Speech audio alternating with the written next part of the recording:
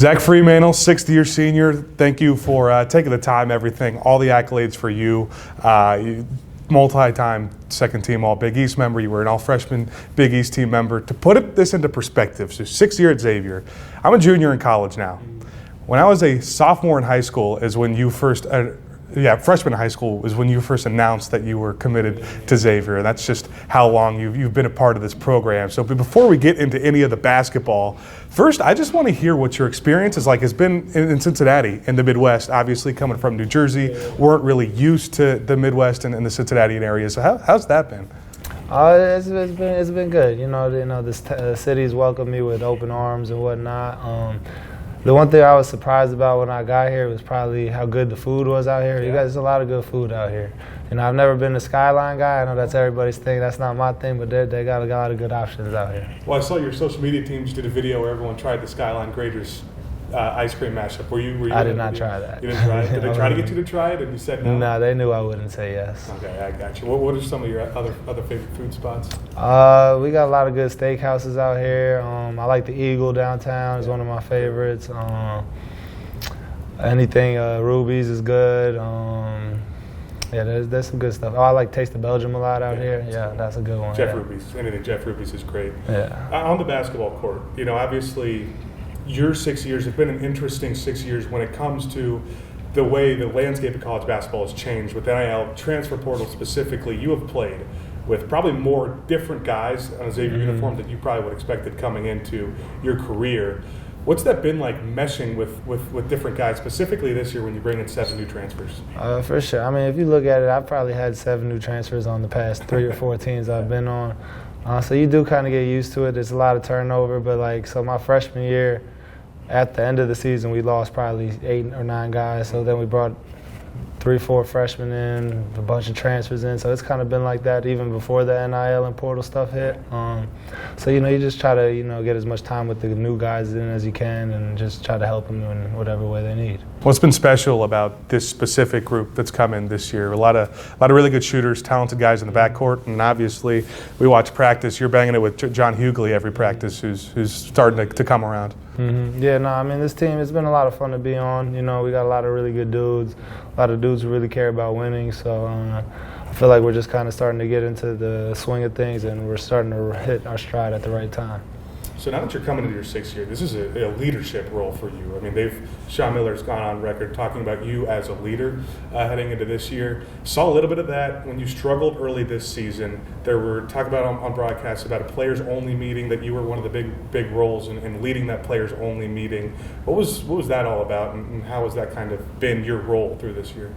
Oh, yeah. I mean, of course, I've been at the school longer than most of our coaches have been here. So obviously, whenever people need anything, especially outside of basketball, I'd be the one they would ask for, recommendations for things, places to go, things to do. I'd be probably the number one person they would ask for that. But on the court, it's just kind of being that, even keel presence. I've been through anything you could go through in college basketball. So, I just try to, have a steady presence so everybody can look at me and feel cool. Yeah. After that players-only meeting, do you feel, I mean, obviously the wins and losses, you guys have turned it around 5-2 in the last 7. Do you feel like the rest of your team has responded well to what you and some of the older guys were trying to preach? Yeah, I think everyone's really taking it. I mean, the main message of the meeting was just, we got to be a lot tougher than we're being. We're a very skilled team. We can shoot the ball and whatnot.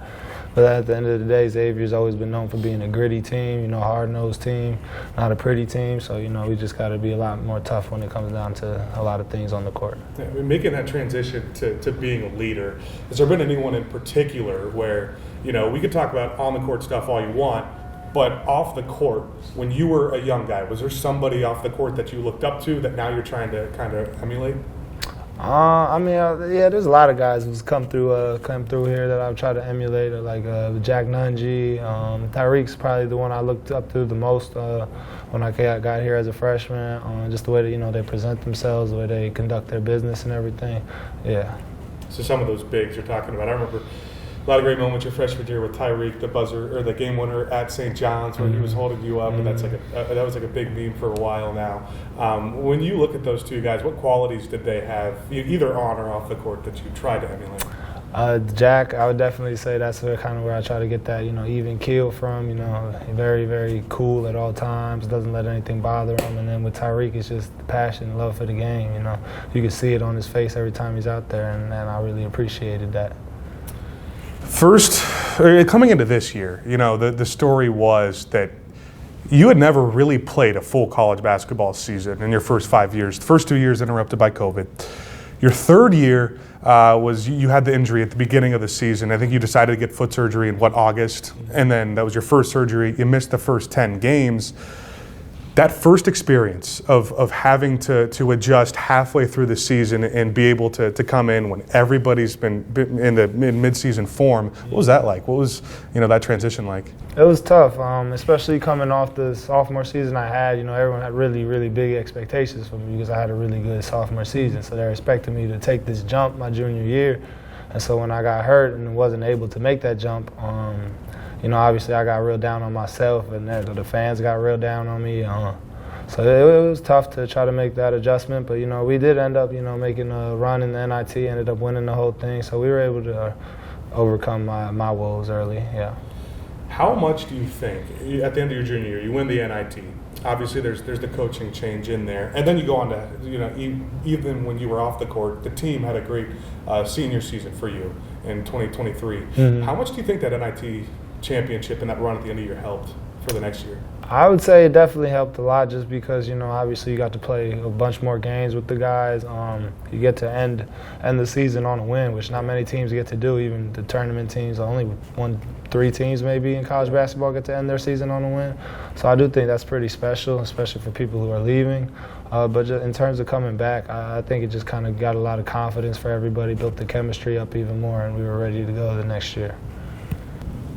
End of that junior year is when there's a coaching change. Travis Steele's no longer with the team. You bring in Sean Miller, and that was also a time where the transfer portal was really starting to pick up.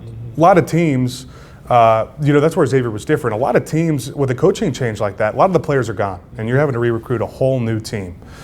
What was that conversation like with all the guys who had eligibility left when you had a coaching change to stay at Xavier and stick in Cincinnati? I mean, we all kind of knew that we had the potential to have a really good team the next year. So we all said that we were going to wait and hear what Coach Miller had to say to everyone, and if it all sounded good, that we were kind of all ready to go. What did he say? What got you guys to stay for him? He just kind of said that he really liked the team that Coach Steele had built. He really saw the potential in everybody, and just the way he wanted to conduct the offense, defense, everything made sense to all of us. So. Your relationship with Sean Miller coming in, like you said, he had to pretty much re-recruit everyone. What was your relationship with him like, and how did that develop as you went through your senior year?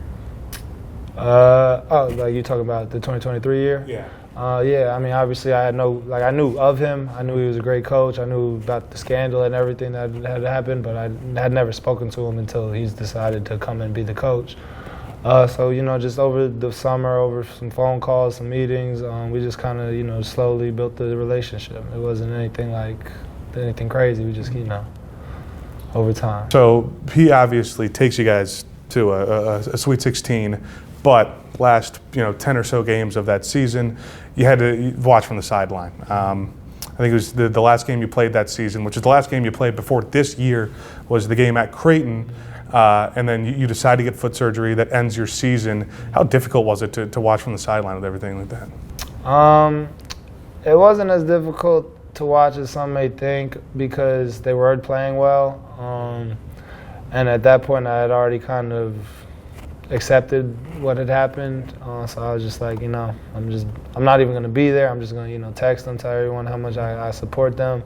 When they came to the Big East tournament, I was able to go to some of those games because I had surgery in New York, so that was right there. But yeah, I just wanted to support it in the best way I could, and if they needed something, I'd be there. However, but yeah, no, it was obviously not fun to watch your team go into the tournament without you, but I was glad that they were able to do what they did. You make the transition again, where you kind of get a year, you get the extra year of eligibility because of COVID, you get a year of eligibility back because of some injury stuff in there. Going into that fifth season, mm-hmm. You make the decision to come back even before having to get another foot surgery. Mm-hmm. What went into that decision? Well, obviously, I just didn't want my last game in college to be the game where I broke my foot, and I was in Creighton, Omaha. I couldn't let that be the last college basketball experience I had, so I needed to come back. When Sean Miller talks about you and that season you spent the whole year off because of the surgery, one of the biggest things you talk about is just your ability to stay in shape, even obviously being limited in a lot of the workouts that you were able to do. How were you able to stay in such great shape? Yeah, I mean, I was at that point, I was like doing just whatever I could to stay in shape. You know, I was riding the bike a lot. I started swimming a lot. I would get on the court and just ball handle, form shots. I'd then slowly just work my way into doing more things, and just any day, every day, doing anything I could. Last season, going into it, I mean, it was, you have an injury kind of close to the start of the season, and then everything that happened with Jerome. That whole season, how were you able to help, off the court as a leader for a team that I think had, 6 or 7 freshmen, so many transfers that came in for a very young and inexperienced team that had a lot of talent, but obviously, got off to a really slow start because of the inexperience. How were you able to help as an older guy, just being on the team? Well, I mean, I wasn't able to help that much, if we're being real. But, no, I mean, in practice, I would always try to at least stay with the bigs, try to help them understand the offense a little better, understand different coverages better, and then other than that, just be like a positive voice on the sidelines, because obviously I'm not playing, but I know what they're going through. I know what it's like, so sometimes just try to be that person, not anything crazy, but just stay positive, keep your head up, all that kind of stuff. That season ends. You start to get healthy again, and you practiced at the end of that season, just never got in the game. So you keep that year of eligibility, and yet another decision comes up for you where it seems like it was made pretty quickly that you once again wanted to come back to Xavier. Was that decision any different than the others, anything that went into it? No, not really. When I first came here, my dad described it as like in the best way. When I took my visiting guy here, he just said all the stars aligned, and they've never really unaligned. And this is just the place that I know I'm meant to be. I felt like after everything that we've been through, I owe this place something. So that's just what we're trying to accomplish this year. You talk about those stars aligning.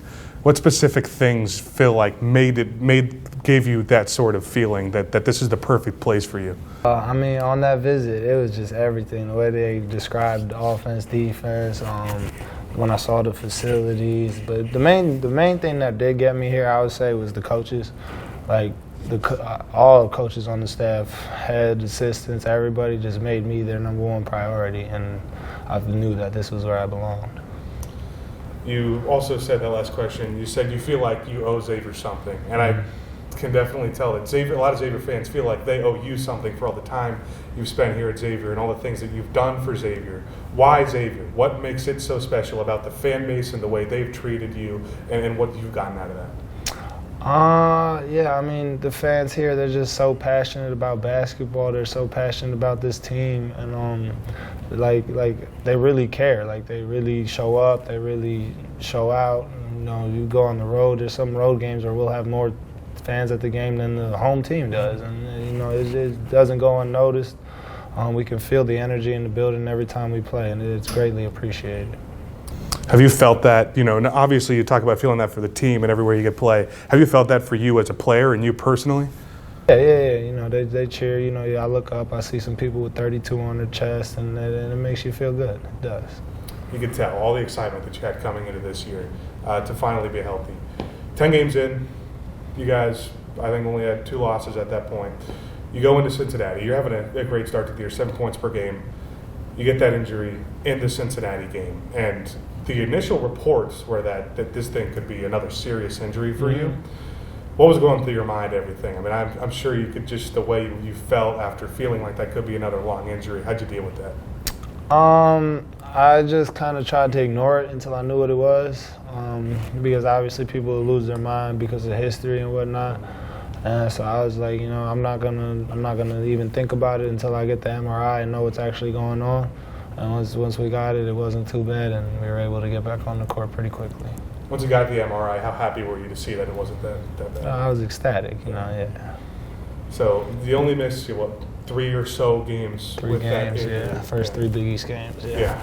Those are some big East games. Though, yeah, it was unfortunate. You guys had obviously a good shot at the end of those games, a couple of those games, Marquette and the UConn game.